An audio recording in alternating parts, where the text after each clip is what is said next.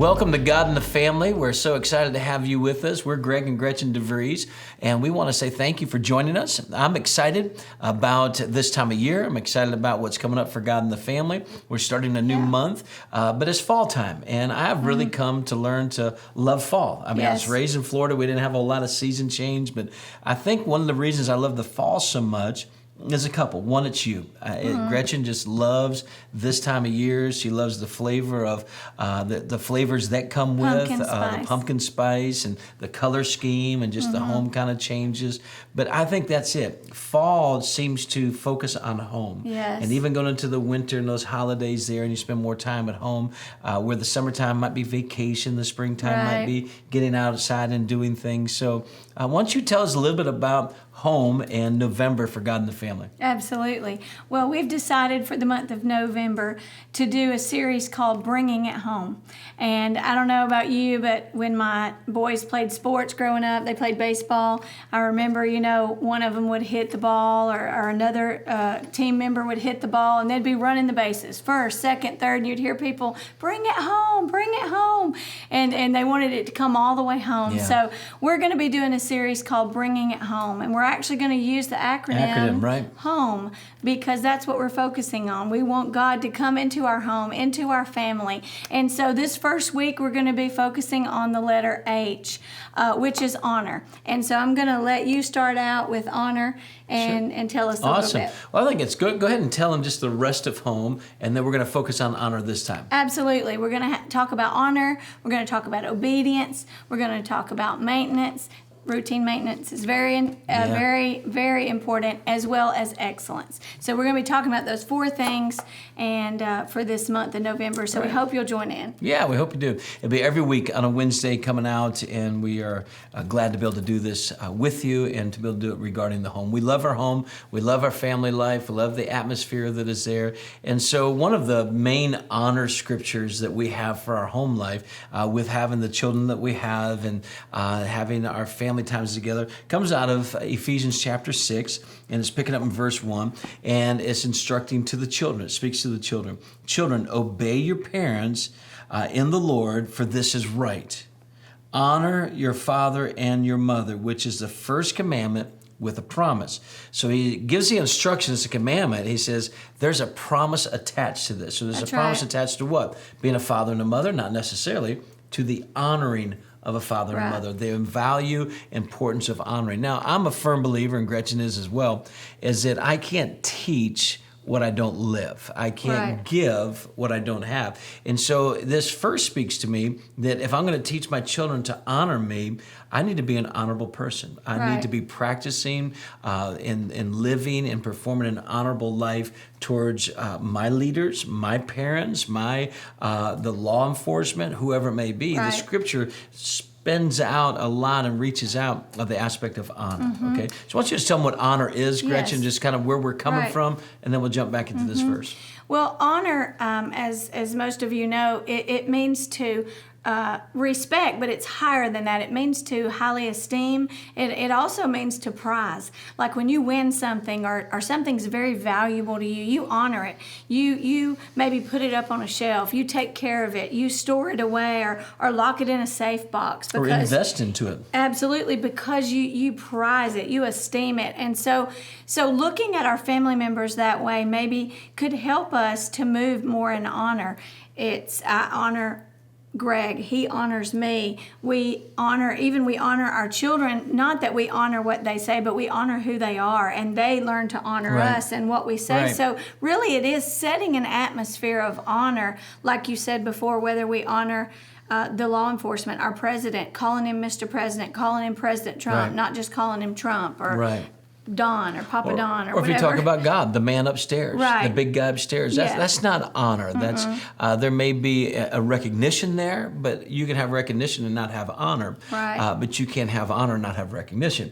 You can have respect but not have honor, but you have honor, you have to have respect. So when you come into the aspect of I respect somebody, I respect the law, but I roll my eyes, I talk behind their back, it's the value system. Do I degrade them or do I esteem them and and hold them up? Do I respect them? Yes, but do I honor them around other people? Do I hold them as high esteem? Do I speak well of them or speak bad of them? So it's a Right. deeper, it's a more fuller, more mature. Exactly. And it makes me think of Jesus when he told the Pharisees, he said, "You honor me with your Yeah. lips, but your heart is far from me." And so sometimes even like with husband and wife, and I was going to talk about a scripture, husband and wife, but same with parents, children, parents, is when we might say, oh, I honor you, or but our actions, our heart is far from Sure, honor. Like you sure. said, it's the rolling of the eyes. Jesus or talks about the two, the one that did Right. it, which way they did it in their heart. It's about the heart. Yeah. It's a heart issue. So Definitely. looking back into the scripture with this honor here, it says, honor your father and your mother. As Gretchen says, she's going to talk about a husband and wife. Again, if the husband and wife don't have it, you really can't expect your children to have it. Mm-mm. So I need to value the system of marriage, and I need to honor Gretchen if I want my children to honor me. So remember, there's a promise attached to it. He says, honor your father and mother, which is the first commandment with promise, that it may be well with you and you may live long on the earth. So if I honor you, I'm actually bringing wellness to myself. Right. If my children honor me, it's going to be well with them. Right. Yes, it might be good for me, but what you sow, you'll reap. And so it'll be Absolutely. well with you. And it goes on and says, and you'll live long life. So there's life in honor. There's an aspect of life that you sow, you invest into honor. I'm going to honor my father. I'm going to honor my mother. I'm going to honor my boss. I'm going to honor God. That in turn puts Right. life inside. Right. That's powerful. Right. That it's inside of there. So Jesus honored God with his life. He loved him with all his Yes. heart, soul, mind, strength. Then it goes on, it says, and you, fathers, do not provoke your children to wrath. And he goes on to say, but bring them up in the training and the admonition of the Lord. So honor is a vital part of our training, of our admonition. And I have to be careful how I treat them if I expect them to respond the right way. Right, it's true, and it goes on in actually a little bit back in Ephesians 5:33, which we love. We use Ephesians 5 a lot when we're teaching on marriage, and there's some things we may have touched on previous episodes over the last couple of years, but it's like Paul said, it's not grievous for me that I tell you these things again because it's so important. Sometimes we don't get things the first time. So, you may hear us say something or repeat something, whether we talk about marriage, child training, but repetition is good. That means, we can get it. So in Ephesians 5:33, it says, let each one of you love his wife as himself. So again, it's him loving me. That's a part of honoring me is he's loving me as he loves himself, as well as let the wife see that she respects her husband. There's that word respect, but I want to take it another step. Respect and honor, really, they are very kin to one another. They're definitely cousins, but honor is almost another step above respect. Yeah, the respect has to be there to be able to get to honor. Does. It's the value. You can start there by growing. Hey, these are the people that God has put in my life. These are the relationships. This is the order. This is the position. This is the chain of command. And so you learn respect and you develop honor. You develop that. Your heart might not always be right because you're not used to their personality, their response, or what they're going through. And that's when you realize, hey, I respect, but I've got to learn to honor this situation. I got to learn to, and to honor something is to value something. Yes. And so when you value something, you have to invest in that. Right. There's a cost that goes with it. And so to honor our home, bringing it home, to honor our home, we have to build an honor system in there that we honor home life. We Yes. honor the dinner time. We honor, people's space in their Right. rooms. We honor family devotions. Yes. That's the honor system Yes. that we put into it. That's awesome. I like that. I like that what you said, and it made me think of, the way that we honor. There's another scripture that says, "Honor one another above yourselves," because he said honor was a heart issue. With honor comes self-denial. Again, it's putting someone, preferring someone above yourself, honoring someone. So really, honor is not just this word, it's selflessness. It's becoming Right. less selfish and less thinking about what I want and more about what he wants, or things like that. So it's so true. Yeah. Honoring the meal time, honoring our family time, so that way it's not us doing what we want to do. Right. and ostracizing ourselves from the family, but what's going to be the best for the family. Right. So to bring it home, the concept here is to honor the home life, to honor the structure, the system of the home life. How does it work? How does it? You invest. You're involved. To honor somebody, you speak well of it. You involve yourself in it. You lift up, and so that's something that we need to look at. What are the structures that you want to have in your home? How do you build that honor system? I don't know if you've ever heard that before. You don't see it as much anymore because there is a lack of honor in our culture. Yes. But there's the honor system. The honor system Yes. is it somebody grows a garden in the back of their yard. They've worked, they've labored on it. They take it out, they put it at the side of the street. It's an honor system. Tomatoes are $1. You walk up, and they trust you to put in $1 That's to right. honor, to value the system. The system would not exist, it will not work if you don't do it. If everybody's Right. up there and just stealing the tomatoes, eventually the neighborhood does not have a fresh market. That's right. The person is not being respected for the work that they do, honored for the trust that they're giving there. It's a system Because that works someone together. else is being selfish. They're trying to Exactly. steal the tomatoes. and Exactly. so- Absolutely. Yeah. Absolutely. So that's one of the things we want to see about bringing it home, and want to encourage you just to build an honor system in the midst of it.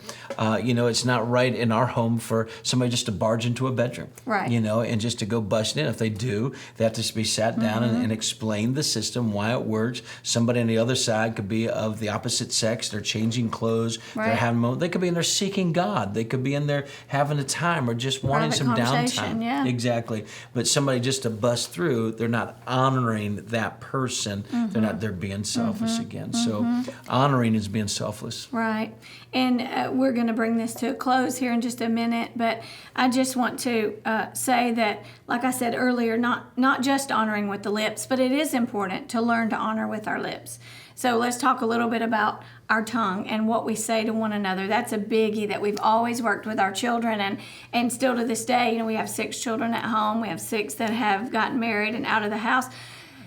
But that's important too, to set an atmosphere of honor with the way that we talk to one another, the way that I speak to Greg, the way that he speaks to me, the way that I speak to the children, the way I allow them to speak to me, and especially the way I allow them to speak to one another. If we let it get too lax, the honor just goes out the door because they choose to be selfish most of the time because the sin nature's in them. You have to train that. You have to teach that. What does that look like to honor your sister? What does that look like to honor your brother with what you say, with the words, instead of dishonoring them? You're dissing on somebody because you're insulting them. You're speaking rude to them. And this is always a big thing parents ask me, and moms are always say, how do you get your children not to fight and not to be mean to one another?